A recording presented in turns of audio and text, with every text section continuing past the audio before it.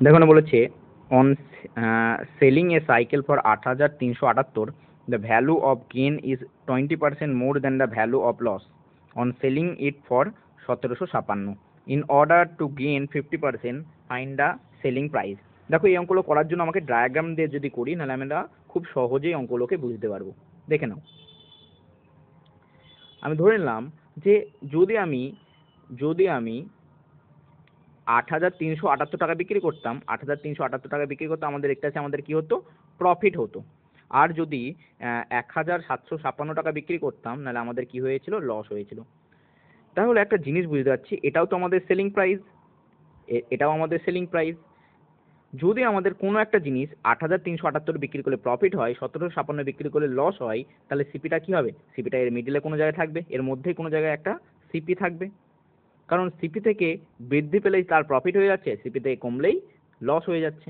ওকে, এবার এখানে বলে দিয়েছে gain is 20% more than the value of loss, অর্থাৎ প্রফিটটা 20% বেশি লসের। মানে প্রফিট আর লসের রেশিও কি হবে, প্রফিট আর লস, দেখো 20%কে আমি লিখতে পারি 1/5, অর্থাৎ প্রফিট যদি লস যদি 5 হয়ে যায়, তাহলে প্রফিটটা 1 বেশি হবে 6, অর্থাৎ প্রফিট আর লসের রেশিও কত হবে, 6:5 হয়ে যাবে।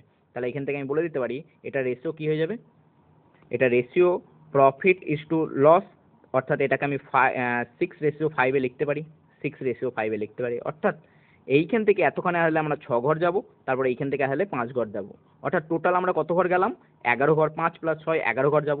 আর 11 ঘর যাওয়ার জন্য আমাদের ভ্যালুর কতখানি কমলো, 8,378 থেকে আমাদের 1756 যদি বিয়োগ করে দিই, নাহলে সেটাই হবে আমাদের 11 ঘর যাওয়ার জন্য। তাহলে 8,378 থেকে যদি আমি 1756কে বাদ দিই, তাহলে আমাদের কত বেরোবে, 6622 বেরোবে, 6622। তাহলে এখান থেকে বলতে পারি একের ভ্যালু কত হবে, একের ভ্যালু হবে 602। দেখো যদি আমি 1756 থেকে 5 ঘর আরো যোগ করে দিই, তাহলে আমাদের কি বেরিয়ে যাবে, সিপি বেরিয়ে যাবে।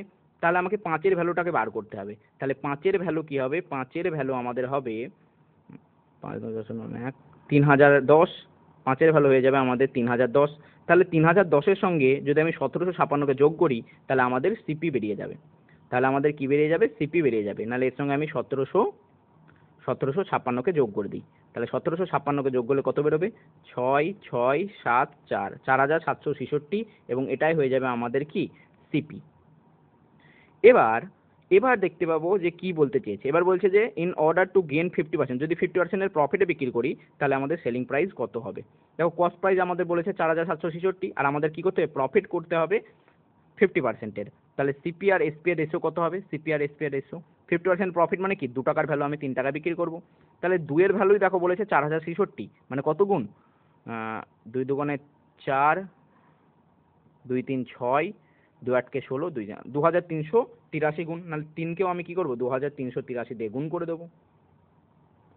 তাহলে আমাদের অ্যান্সার কত পাবে, 3 3 9, 8 3 24, 7 2, 3 10 11 1, 1 7,149। তাহলে আমাদের অ্যান্সার কত বেরিয়ে যাবে, 7,149, এবং এটাই হবে আমাদের একেবারে সঠিক উত্তর। দেখতে পাচ্ছি অপশন নাম্বার বি হবে একেবারে সঠিক উত্তর। ধন্যবাদ।